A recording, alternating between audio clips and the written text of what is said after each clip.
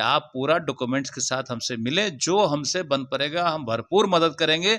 हम चाहेंगे कि एक-एक अनुरक्षक का बकाया भुगतान हो जाए, ये प्रयास हम ज़रूर करेंगे। अनुरक्षक संघ के अधिकारियों के द्वारा पीएचईडी विभाग के मंत्री महोदय से मुलाकात की गई है और क्या कुछ मंत्री महोदय के द्वारा आश्वासन दिया गया है, इन तमाम चीज़ों पर मंत्री महोदय से हम कुछ बात करना चाहेंगे।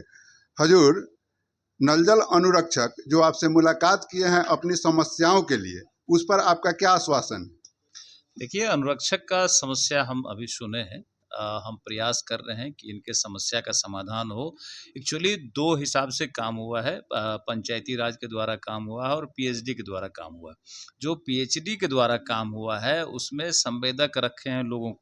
ये संवेदक की जवाबदेही है कि लोगों का पेमेंट करें अनुरक्षक का। और जो पंचायती राज के द्वारा हुआ है वहाँ कई तरह की गड़बड़ी समझ में आ रही है, वहाँ कुछ है।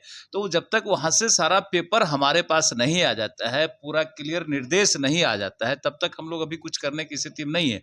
हमने सारे अपने जो लोग अधिकारी कर्मचारी इसके संगठन के लोग हैं, इन लोगों को हमने बताया है कि आप पूरा डॉक्यूमेंट्स के साथ हमसे मिलें, जो हमसे बन पड़ेगा हम भरपूर मदद करेंगे। हम चाहेंगे कि एक-एक अनुरक्षक का बकाया भुगतान हो जाए, ये प्रयास हम ज़रूर करेंगे। पंचायती राज विभाग के द्वारा नलजल अनुरक्षकों का एक 1153 लेटर से चयन कराया गया।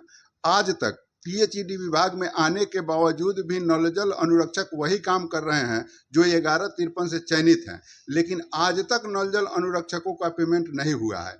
कहीं कहीं हाई कोर्ट के निर्देश पर कहीं कहीं पेमेंट हुआ है और बाकी जगहों पर जहां लोग हाई कोर्ट में नहीं गया है वहां पेमेंट नहीं हुआ है। इस पर आप क्या कहना, और लीगल पोजीशन में उनका चयन कराया गया है, तो क्या सरकार की यही नीति है कि किसी व्यक्ति को 4 साल 5 साल अपने ग्राउंड पर काम करा ले और उसको रोड पर छोड़ दे?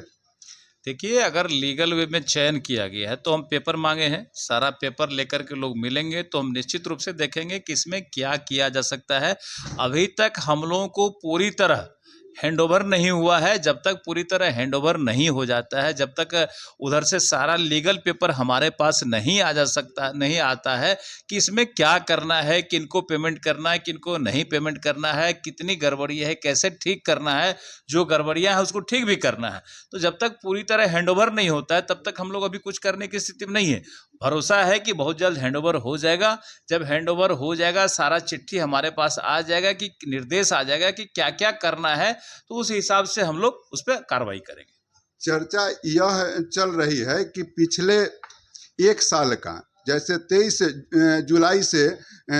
जुलाई तक का पेमेंट जो है 1 साल का, जो पंचायती राज विभाग के अनुरक्षक है उसको पीएचईडी विभाग को वह पेमेंट करना है। तो वैसे परिस्थिति में वह पेमेंट किसको किया जाएगा? चयनित अनुरक्षक को किया जाएगा या जो काम नहीं कर रहे हैं उनको किया जाएगा? देखिए, अभी कोई ऐसा चिट्ठी नहीं आया है। जिस तरह का चिट्ठी आएगा, जिस तरह का लेटर आएगा, उस लेटर के आधार पर काम किया जाएगा। क्या निर्देश है विभाग का, विभाग से आता है फिर बताएंगे। आप सुन रहे थे मंत्री जी के बयान को, और तमाम तरह से मंत्री जी का यह मानसिकता है कि किसी तरीके से जो लोग चयनित हुए हैं या जो लीगल पोजीशन में सरकार से कनेक्ट है, अगर वैसा प्रमाण मंत्री जी को मिलता है तो हर संभव मदद करते हुए नलजल अनुरक्षकों का पेमेंट कराने का प्रयत्न करेंगे। लोगों ने भी मंत्री जी को एक प्रॉमिस किया है, 1,29,000 अनुरक्षक। अगर मंत्री जी हम लोगों को सहयोग करेंगे तो एकदम विद एज अ कैडर हम लोग मंत्री जी के साथ हैं। ये हम पूरे 1,29,000 का ये हमारा वादा है, ये हमारा वचन है मंत्री जी। बस यही के साथ हम लोग जो है सो इनका जो भी काम है पूरा करें, सारे अनुरक्षक का पेमेंट हो, हम लोग कोशिश जरूर करेंगे।